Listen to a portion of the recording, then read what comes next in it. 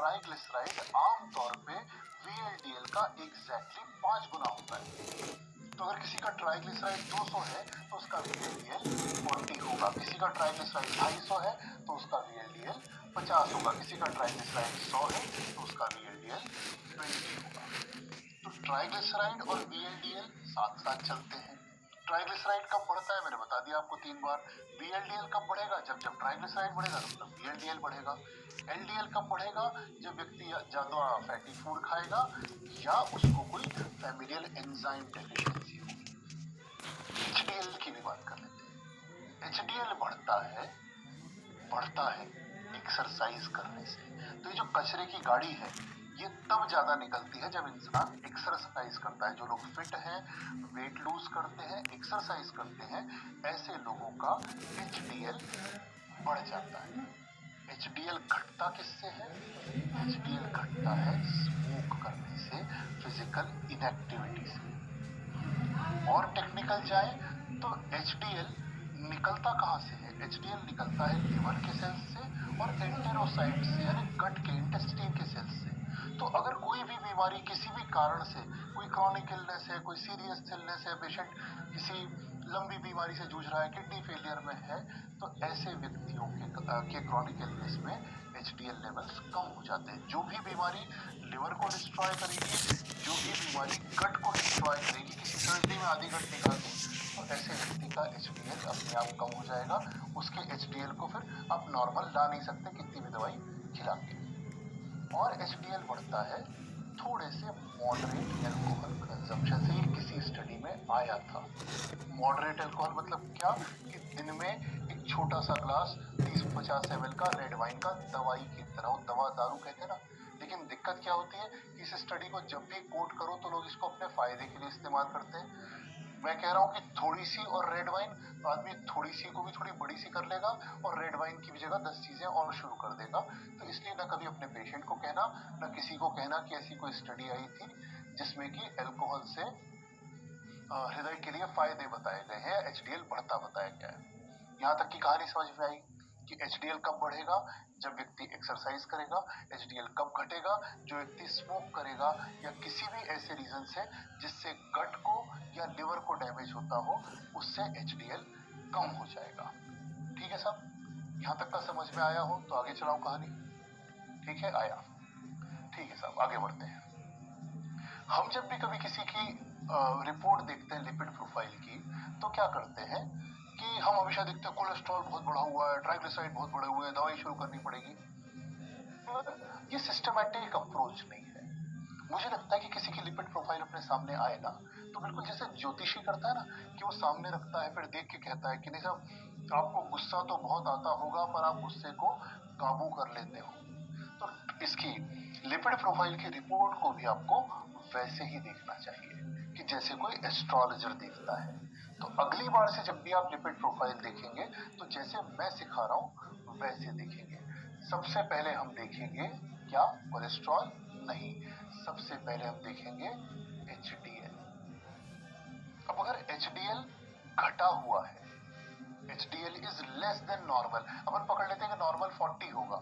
अगर 40 से कम है, 34, 35, 36 है, तो हम एक बात अच्छे से जानते हैं कि ये इंसान आलसी है, बहुत मेहनत नहीं करता। तो हम उसकी लिपिड प्रोफाइल सामने रखेंगे, फिर कहेंगे ज्यादा चलते फिरते घूमते नहीं हो आप, जिम विम तो कभी देखा नहीं, मॉर्निंग वॉक भी नहीं करते होगे। वो कहेगा हाँ डॉक्टर साहब, आपको कैसे पता? तो आपकी रिपोर्ट पे लिखा हुआ है। ठीक है। या फिर अगर किसी का HDL कम है तो आप जान सकते हो कि वो स्मोकर हो सकता है, एक पॉसिबिलिटी है। ठीक है सर। और क्या हो सकता है? अगर किसी का HDL बढ़ा हुआ है तो हम उसे कहेंगे नहीं कि आप खूब एक्सरसाइज करते हो, पर हम मूव ऑन कर जाएंगे। अगर किसी का HDL अच्छा है, बढ़ा हुआ है, तो दैट मीन्स उसकी फिजिकल एक्टिविटी अच्छी है, उसका lipid profile comparatively healthier side है। ठीक है साहब।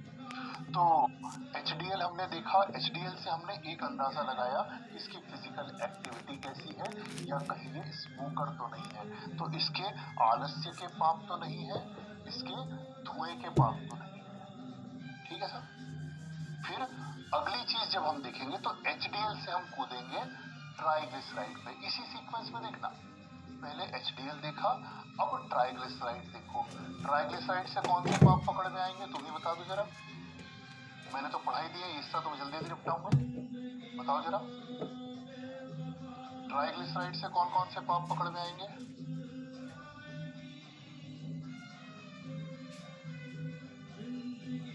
शाबाश, शुगर के और पकोड़े के, शाबाश। ओवर ईटिंग के पाप पकड़ में आएंगे, और बहुत सारे शुगर, बहुत सारा फैट, बहुत सारी alcohol.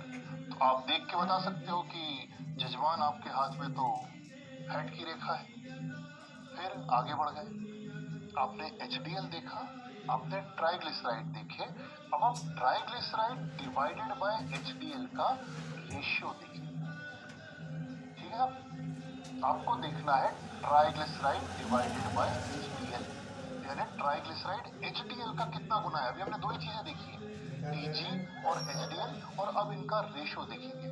Ideally, theoretically, by the book तो ये रेशियो 2 से भी कम होना चाहिए, यानी ट्राइग्लिसराइड एचडीएल के दुगने से ज्यादा नहीं होने चाहिए। लेकिन नॉर्मल रियल लाइफ में, हिंदुस्तान में ऐसे लोगों में जिनके सरनेम हमारे जैसे हैं, चतुर्वेदी, शर्मा, जैन, गुप्ता, इन सबके ट्राइग्लिसराइड्स अच्छे बढ़े हुए भी। ठीक है, तो प्रैक्टिकली कहें तो 3 या 4 गुना होना चाहिए ट्राइग्लिसराइड एचडीएल का। रियल लाइफ में आपको यही देखने को मिलेगा, रियल लाइफ में आपको 2 से कम का रेशियो नहीं मिलेगा। ठीक है, अगर ये ट्राइग्लिसराइड एचडीएल का रेशियो बढ़ा हुआ है तो यहीं से आपने एक और चीज पकड़ ली, यहां से आपने पकड़ा इंसुलिन रेजिस्टेंस। अगर किसी का ये टीजी एचडीएल बढ़ा हुआ है, यानी ट्राइग्लिसराइड एचडीएल के दुगने से ज्यादा है, 3 गुने, 4 गुने, 5 गुने है, तो दैट मींस कि उस व्यक्ति को प्रोबेबली इंसुलिन रेजिस्टेंस है। इंसुलिन रेजिस्टेंस मतलब या तो उसे ऑलरेडी डीएम टाइप 2 हो गई है, नहीं हुई है तो होने वाली है। आप उसको कहो कि भैया तू अपना HbA1c भी करा ले, वो भी बिगड़ा हुआ आएगा। ये यूं कह सकते हो डायबिटिक डिसलिपिडीमिया है।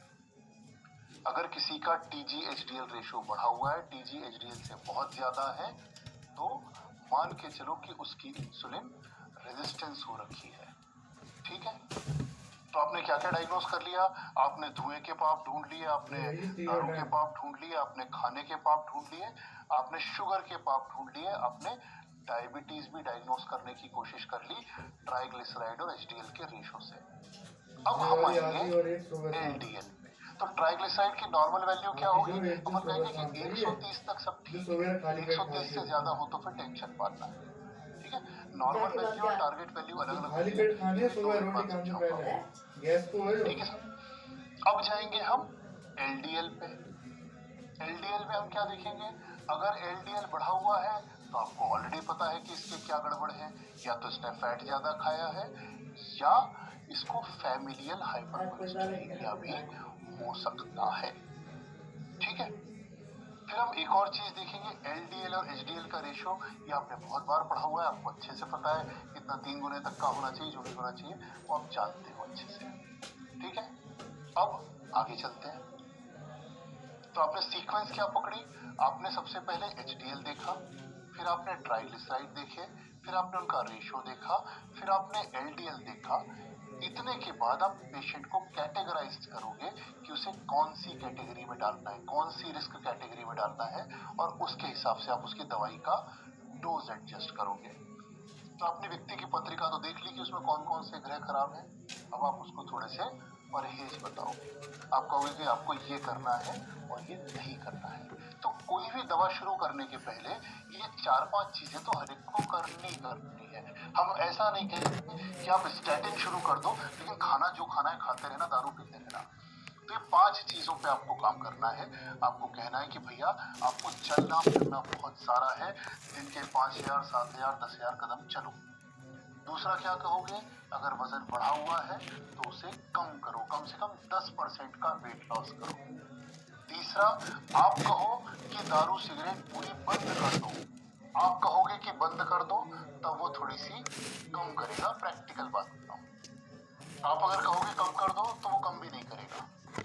फिर कहो कि अपने खाने में हरी सब्जी और सलाद बढ़ा दो। ठीक है, आपकी प्लेट ऐसी लगनी चाहिए जैसे कोई मैदान है, कोई जंगल है। और आखिरी में घी तेल चिकनाई को बंद करना है। तो कोई भी दवा शुरू करने के पहले ये 5 लाइफ स्टाइल के चेंजेस आपको उसको सजेस्ट करने हैं, उसके बाद ही आप उसको कोई दवा लिखने जाएंगे। दवा आप सब लोगों को ऑलरेडी पता है, पर फिर भी उसकी कुछ और बारीकियां समझाऊंगा आपको। तो स्टैटिन्स हम देते हैं। स्टैटिन रात को 9 बजे से 2 बजे के बीच में सबसे अच्छा काम करते हैं, क्योंकि यही समय होता है जब कोलेस्ट्रॉल बढ़ रहा होता है। इसलिए स्टैटिन रात को सोते समय एचएस में दिए जाते हैं, क्योंकि कोलेस्ट्रॉल के बढ़ने का टाइम रात को 9 से सुबह के 2 का है। तो आप भी उसी समय दवाई दोगे तो बेस्ट काम करेगी, अदरवाइज आप उसको दिन में कभी भी खा लो, कोई फर्क नहीं पड़ता। ये स्टैटिन्स प्लाक को स्टेबिलाईज करते हैं। स्टेबिलाईज मतलब कि प्लाक अगर फटने वाला होता है उसको फटने नहीं देते। दूसरा, ट्राइग्लिसराइड्स को भी कम करने में स्टैटिन्स हेल्प करते हैं। हम हमेशा मानते हैं कि स्टैटिन एलडीएल कोलेस्ट्रॉल को कम करेगा। हमने देखा एलडीएल की जो छोटी बोट है वही सबसे दुष्ट चीज है। स्टैटिन एलडीएल को कम करेगा, लेकिन ट्राइग्लिसराइड को भी कम करने में स्टैटिन हेल्प करता है। थोड़ा बहुत लोग कहते हैं कि एचडीएल में भी काम करता है। हो गई बात। तो स्टैटिन किसी को कितना देना है ये 2 चीजों पर डिपेंड करता है, कि एक तो व्यक्ति कितने रिस्क पर है और दूसरा उसका वर्तमान एलडीएल कितना है। फिर से, स्टैटिन जब भी किसी को लिखेंगे तो हम लिख देते हैं अटोरवास, स्टोरवास, जो भी आपको पता है। अटोरवास, स्टैटिन, एक ही दवाई याद करेंगे। अटोरवास, स्टैटिन हम लिख तो देते हैं, पर कितनी देना ये कैसे डिसाइड करें? ये डिसाइड होगा कि उसका कोलेस्ट्रॉल, एलडीएल कोलेस्ट्रॉल कितना बढ़ा हुआ है, उससे कितना कम करना है, इस पर डिपेंड करता है। और दूसरा, उस पेशेंट की रिस्क कैटेगरी क्या है उस पर डिपेंड करता है। तो मान लीजिए हमने कहा कि किसी का एलडीएल कोलेस्ट्रॉल 150 है, तो अब उसको 150 से नीचे लाने के लिए हम एटोरवास्टैटिन दे सकते हैं, हम 10 mg दे सकते हैं, 20 mg दे सकते हैं, 40 दे सकते हैं, 80 दे सकते हैं, पर कितनी देंगे ये कैसे डिसाइड होगा? ये डिसाइड होगा कि आपका टारगेट क्या है। समझाता हूं फिर से। 3 प्रकार के लोग होते हैं, एक हाई रिस्क, एक मॉडरेट रिस्क और एक very high risk. Very high risk का मतलब होता है कि वो इंसान जिसको हार्ट अटैक हो गया ऑलरेडी, स्ट्रोक हो गया है, स्टेंट डला हुआ है, बाईपास हो गई है, किडनी फेलियर की 4th-5वीं स्टेज का है, ये व्यक्ति बहुत हाई रिस्क का है। इसका एलडीएल हमें 55 से भी नीचे चाहिए। अब समझना, एलडीएल की आप नॉर्मल वैल्यू पढ़ने जाओगे आपकी लिपिड प्रोफाइल में तो आपको क्या मिलेगी? 90 to 100, 100 to 120, कितनी मिलती है सर? ऐसे कुछ ना। एलडीएल की नॉर्मल वैल्यू 100-120 की रेंज में है, लेकिन अगर कोई हाई रिस्क वाला है तो उसका एलडीएल आपको 100 या 95 नहीं करना है, उसका एलडीएल आपको 55 के भी नीचे ले जाना है। You have to bring down his LDL to less than 55।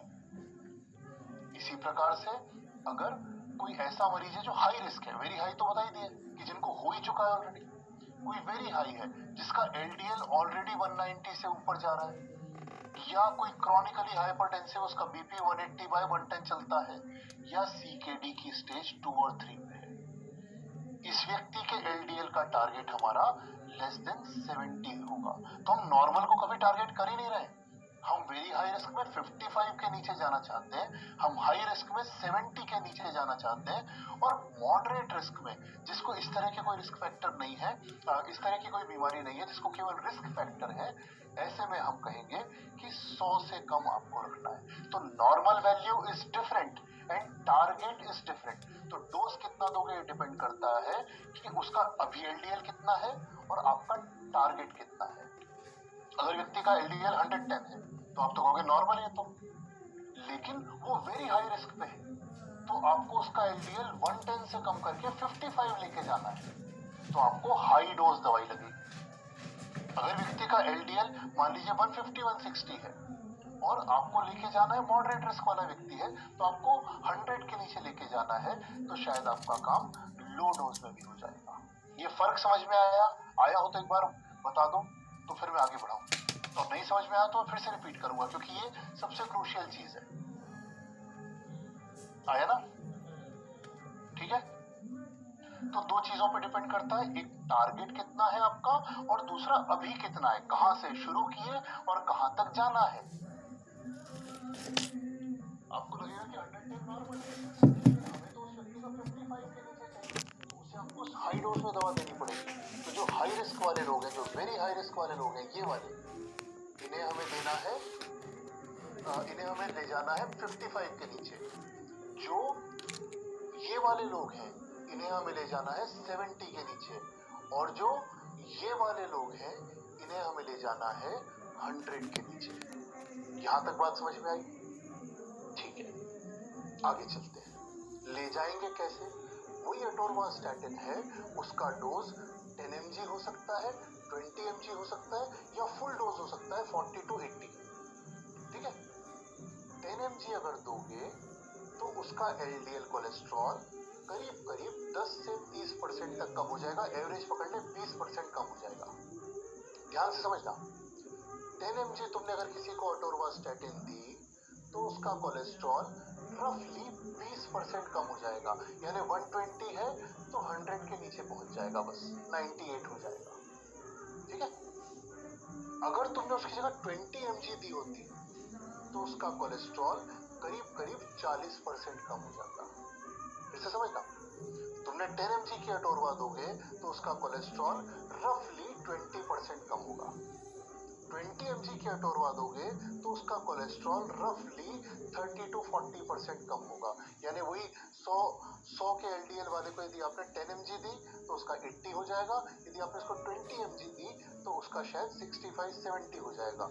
उसी व्यक्ति को आपने 40 या 80 mg यानी आपने हाई डोज अटोरवास्टैटिन दे दी तो उसका कोलेस्ट्रॉल आधा हो जाएगा, यानी आपने 100 पे दिया है तो शायद 50 की रेंज में आ जाएगा। ये बात समझ में आई? एक चार्ट दिखाता हूँ, उसमें समझ में आएगी। हाई डोज स्टैटिन है, हाँ बताता हूँ, हाई डोज स्टैटिन आप दोगे यानी कि 40 to 80 mg तो 50% डिक्रीज हो जाएगा with in 1 month. Moderate dose दोगे यानी कि 20 mg पर डे तो 30 to 50% कहते हैं, रफली अपन पकड़ ले 35% के आसपास कम हो जाएगा विद इन 1 मंथ। ऐसा नहीं कि आज खाई कल कम। और लो डोज अटोरवास्टैटिन दोगे यानी 10 mg की तो उसका कोलेस्ट्रॉल कम होगा 10 to 30% है, तो अपन एवरेज मान ले 20% कम हो जाएगा विद इन 1 मंथ। तो अब अगर हम डिसाइड करें कि कोई व्यक्ति हाई रिस्क है तो हमारा टारगेट कितना हो गया 55, और हमारा अभी का कोलेस्ट्रॉल या हमारा अभी का LDL मान लो 130 भी है, तो भी हमें आधे से भी नीचे ले जाना है। हमें उसे फुल डोज स्टैटिन देना पड़ेगा, 40 mg या 80 mg पे स्टार्ट करना पड़ेगा। ठीक है, अगर किसी का 160 का अभी LDL चल रहा है और वो बिल्कुल लो डोज देना है मुझसे, उसका 160 का चल रहा है, उसको कोई रिस्क नहीं है, तो शायद हम उसे 10 या 20 पे भी चला सकते हैं। बात समझ में आई कि कैसे स्टार्ट करना है और कैसे बढ़ाना है? ठीक है, एक और चीज समझो, जब भी कभी किसी व्यक्ति को तुम डायबिटीज डायग्नोज करो HbA1c से, भले ही उसकी लिपिड प्रोफाइल की रिपोर्ट कराई भी नहीं हो, तब भी तुम्हें उसको स्टैटिन तो शुरू करना ही है। डायबिटीज के इलाज में डायबिटीज की दवाई के अलावा एक दवाई जो हमेशा हर एक को देनी है, दैट इज स्टैटिन, क्योंकि डायबिटीज के साथ भी डिस्लिपिडीमिया होता है और आपको उसे ट्रीट करना ही है। तो हर डायबिटिक को स्टैटिन देंगे। कितना देंगे? फिर से वही सीखो कि अगर डायबिटिक है लेकिन फिट फाट है, 10 साल से कम की डायबिटिक है, यंग डायबिटिक है, फिट डायबिटिक है और न्यू ऑनसेट डायबिटीज है, तो हमें उसका टारगेट चाहिए LDL 100 से कम, बस इतना ही स्टैटिन देंगे कि 100 से कम हो जाए। अगर उसका मान लो ऑलरेडी 100 है तो क्या करेंगे, तो भी उसको लो डोज स्टैटिन तो शुरू करेंगे ही, उसको 10 mg की स्टोरवास तो शुरू कर ही देंगे तब भी, अगर LDL 100 से कम है तो भी। ठीक, अगर डायबिटीज 10 साल से ज्यादा पुरानी है तो उसका टारगेट हो गया LDL 70 से नीचे, और अगर डायबिटीज के साथ टारगेट ऑर्गन डैमेज हो गया है, रेटिनोपैथी हो गई है, नेफ्रोपैथी हो गई है, किसी तरह की कोरोनरी हो गई है, कोई स्ट्रोक हो गया है, तो उसका LDL का टारगेट है 55, तो उसको उसके हिसाब से full dose high dose 80 mg का अटोरवास्टैटिन देना पड़ेगा। आया समझ में? यहाँ तक साथ साथ है? ठीक है, एग्जाम्पल देके तो नहीं करवाओ ना कि किसी का 160 है तो 100 करने के लिए क्या करोगे। चलते आगे चलते हैं। 2 दवाइयां और छूट गई हैं, उसकी बात हम कर लेते हैं।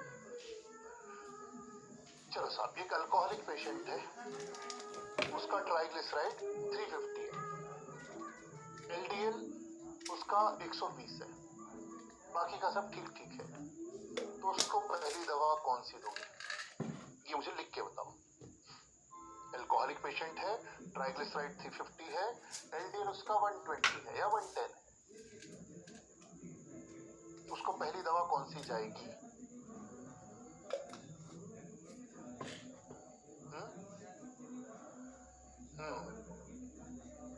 हाँ, देखो वो जो 5 उपाय बताए वो तो हर एक को करना है कि सूरज को जल चढ़ाना है और दारू पीना बंद करनी है, वो सबके लिए करना है।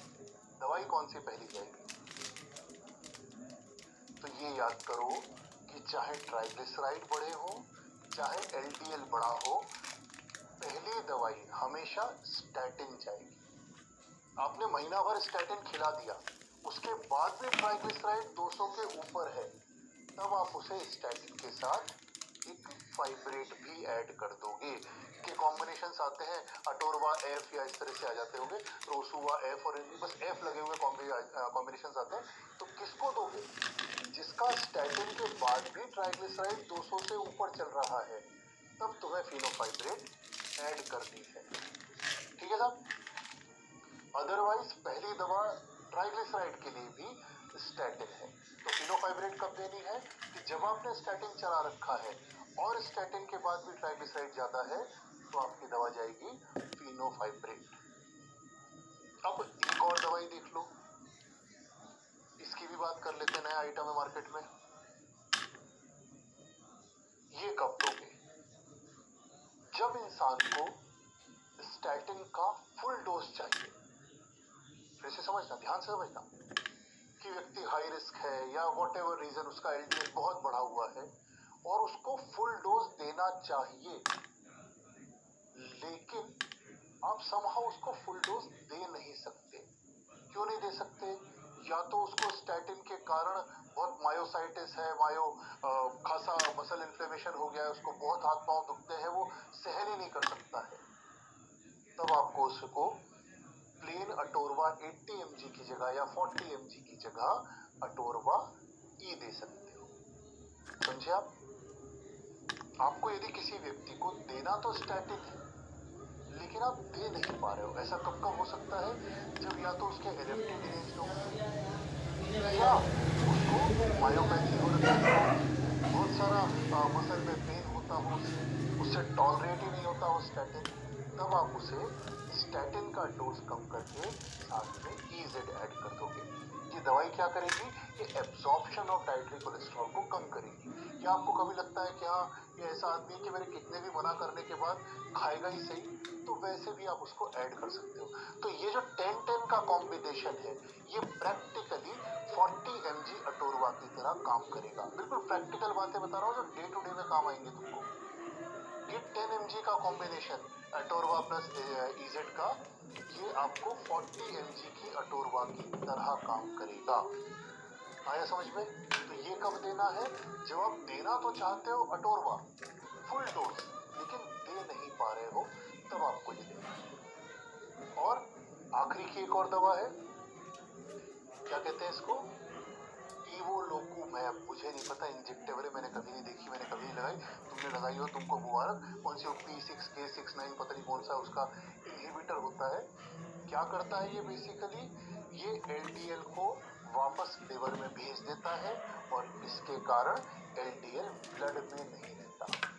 इंजेक्टेबल है, करता क्या है कि एलडीएल को वापस लिवर में भेज देता है और ब्लड में नहीं रहने देता। ठीक है? ये कब देना है? ये बहुत हाई फाई सिचुएशन में देना है, अपन दे भी नहीं सकते अपनी जीपी में, मुझे आती भी नहीं देना। यहाँ तक बहुत है? और 2 मिनट खा लूं? ठीक है, 2 मिनट का टाइम और है ना? चल। हाँ, वो गोली तो साथ में जाएगी ना, सबके कॉम्बो है, इटोरवा इजेड या इटोरवा एफ तो जाएगी तो रात में। तो 1-2 खेल हम खेल लेते हैं कि ये व्यक्ति है, मुझे बताओ इसके क्या पाप रहे होंगे। तो सबसे पहले क्या देखोगे तुम इसका, अच्छा शुगर तो मैंने वैसे ही बता दी, इसका HDL देखोगे। HDL कैसा है इसका, मुझे तो ठीक लग रहा है, HDL ठीक है। अगली चीज क्या देखोगे, TG। HDL ठीक है मतलब ये आदमी फिट फाट होगा, एक्सरसाइज करता होगा, या हो सकता है थोड़ी थोड़ी दारू पीता हो, पता नहीं। और ट्राइग्लिसराइड बढ़े हुए हैं, TG HDL रेशो अच्छा खासा बढ़ा हुआ है। तो एक चीज तो तुमको क्या समझ में आई, इसको क्या हो सकता है, अल्कोहल हो सकता है, इंसुलिन रेजिस्टेंस हो सकता है, ठीक है। इसको ट्रीट करने में तुम क्या कहोगे, तुम पकड़ोगे भैया तुम दारू अगर पीते हो तो कम करो, बंद करो। और HbA1c तो तुम्हारा 5.5 है, ठीक है मान लेते हैं। तो इसके पाप काहे के हैं, ट्राइग्लिसराइड्स वाले हैं। और फिर भी इसे ट्रीट करने के लिए हम पहली दवा ऐड करेंगे स्टैटिन। अगर स्टैटिन के बाद भी ये नहीं मानता है, अब इसका टारगेट क्या करें, डायबिटिक नहीं है, चलो मान लेते हैं कि 45-50 साल का आदमी है, फिट फाट है, अदरवाइज ठीक है, एक्टिविटी ठीक है, खाने पीने में गड़बड़ नहीं है। वो पांच उपाय तो हर एक को बताने हैं कि एक्सरसाइज करनी है और खाने में सलाद खाना है। उसके अलावा दवाई में क्या दोगे, अगर मान लो मॉडरेट रिस्क है तो क्या चाहिए तुम्हें, तुम्हें इसका 100 से कम चाहिए LDL, तो क्या करोगे, स्टैटिन दोगे, ठीक है। कितना दोगे, लो डोज में स्टार्ट कर दो, 10 mg की अटोरवा। चाहो अगर तुमको ट्राइग्लिसराइड का ज्यादा ही शौक आ रहा है तो अटोरवा के साथ फिनोफाइब्रेट स्टार्ट कर दो, ठीक है। एक और खेल ले, इसको देखो, इसका क्या गड़बड़ है,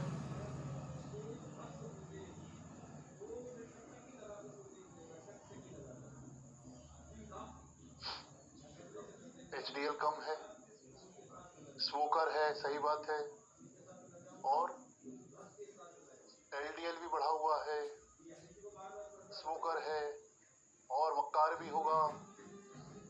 तो इसका क्या क्या इलाज करोगे, सबसे हाँ ओबीज हो सकता है, पर ओबीज होता ना तो आमतौर पे ये बढ़ा हुआ मिलता, क्योंकि बिना खाए के ओबीज होना मुश्किल है, और खाए पिए आदमी के ट्राइग्लिसराइड बढ़े हुए मिलते हैं। मुझे लगता है सुकड़ा स्मोकर होगा। फिर भी क्या करना है, सबसे पहले स्मोकिंग सेसेशन करना है। स्मोकिंग बंद नहीं करोगे तो कोई किसी काम का नहीं है। फिजिकल एक्टिविटी इंप्रूव करनी है और स्टैटिन चालू करना है, depending on risk factors, other risk factors. यहाँ डायबिटीज नहीं है तो भी आपको क्या करना है, LDL 166 है, आपको कितना लेके आना है इसका टारगेट, लेट से कि मॉडरेट है ये, तो 166 से आपको 100 लेके आना है। आपको कितना कम करना है, 60 कम करना है, यानी रफली आपको 40-50% कम करना है। तो आप क्या करोगे इसे, आप या तो मॉडरेट स्टार्ट कर सकते हो, या मतलब 80 तक न भी जाओ तो आप 40 या 20 की अटोर वापस को शुरू कर सकते हो। लेकिन अगर स्मोकर है तो इसको स्मोकिंग बंद करना पहला काम। एक और केस करते हैं फिर छुट्टी करेंगे। इसको देखो, इसकी क्या गड़बड़ है,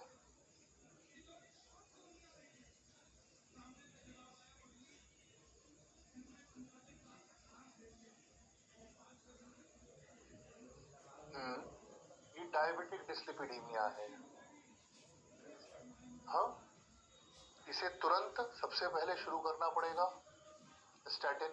कितना दोगे, LDL 120 है, HbA1c भी अच्छा खासा बढ़ा हुआ है, लेट से कि मान लो इसको CKD लेवल 2 की आ गई है, या इसको कोरोनरी में कोई प्लाक आ गया है। अब क्या करोगे, ये हाई रिस्क है, या हाँ हाई रिस्क तो है, वेरी हाई ना भी हो पर हाई रिस्क तो है। हाई रिस्क है तो हमें कितना चाहिए, इसका 70 से नीचे चाहिए। अभी 120 है, हमें ले जाना है 70, यानी 50 कम करना है। हमें इसे 40 mg की अटोरवा देनी पड़ सकती है, ठीक है। और एक आध सब ठीक है, आता है तुमको। ये देखो, इसमें क्या गड़बड़ है, इस आदमी की क्या गड़बड़ है बताओ।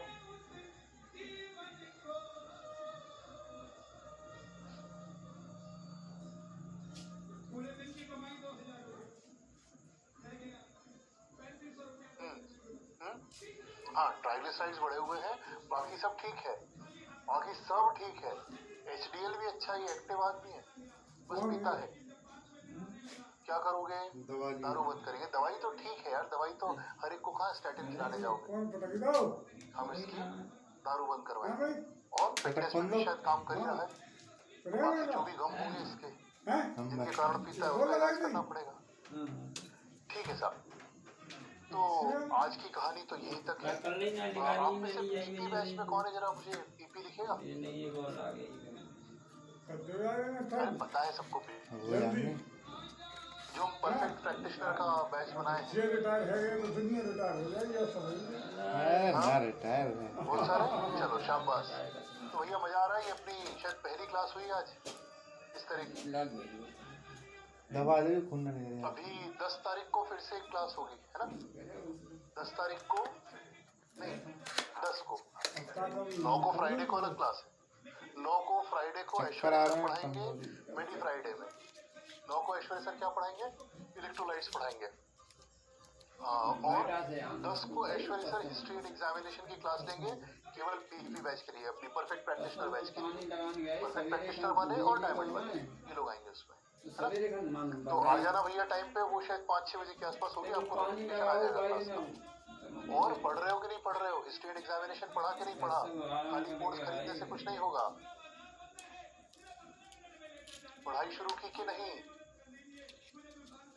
क्योंकि कोर्स खरीदने से, कोर्स के नाम से कुछ नहीं होता, बनना पड़ेगा तभी चेंज आएगा। वो जैसे अपने बाबा रामदेव कहते हैं, करके ही होगा। ठीक है, दवाई खा ली 2-3 क्योंकि मुझे उतने डाउट्स दिखते नहीं है ग्रुप में अभी भी। अभी कल से पुनिया मैं रखी बोल है रहा तुम्हारे हूँ डोरा नहीं पढ़ रहा हूँ। घरे वही पुनिया ये लेक्चर इन्वेस्टिगेशन कोर्स में जाएगा। ये चाहे रखी इन्वेस्टिगेशन रहने कोर्स दो डायमंड में है, परफेक्ट कल प्रैक्टिशनर में चेंज है। कर देंगे। जे दवाई खाइयो, जीपी ये कॉम्बोज में ये है, तीनों टाइम खाइयो। ठीक है। और आधे बाकी घंटा जिनके बाद पास जे खाने कॉम्बोज हैं नहीं है, वो तीनों टाइम अलग से जाके खरीद सकते हैं, मिल जाएगा। जे वही गोली सुबह शाम खाने हैं। तो आज की इस क्लास को यही खत्म करते हैं। लेक्चर आपको अच्छा लगा हो तो माँ में एक आध गोली चेंज हो गई, हैप्पी लिख सकते हो। कल कर दूंगा मैं, चाहे अगर जहाँ रखे जाओ कल ही चेंज हो गई, ये ले जाओ। और एक बात, 9 तारीख को स्टेरॉइड खाओ। हाँ, नहीं 9 तारीख को मिडी फ्राइडे अलग है। 9 तारीख को चलो खाएंगे। जीवारी खाओ। हाँ वो 18 को है ना? हाँ 18 तारीख को स्टेरॉइड ये दोनों गोली खा लियो, ठीक है ना? स्टेरॉइड ये कैप्सूल हो या गोली हो, 18 तारीख संडे दोनों ना खाएगा। रख लेना, बोल रहा हूँ। गोली हो एक एक खा ली, सुबह खा ली। ये बार वही दो कटी गई हैं अलग अलग, एक एक अब खा ली और सुबह खा ली। अब जे वाली सुबह शाम खानी है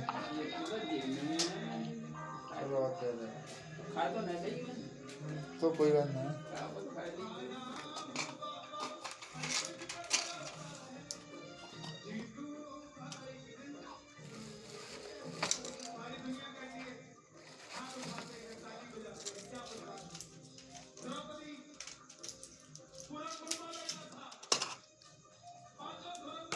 जैसे सुबह शाम खा लियो।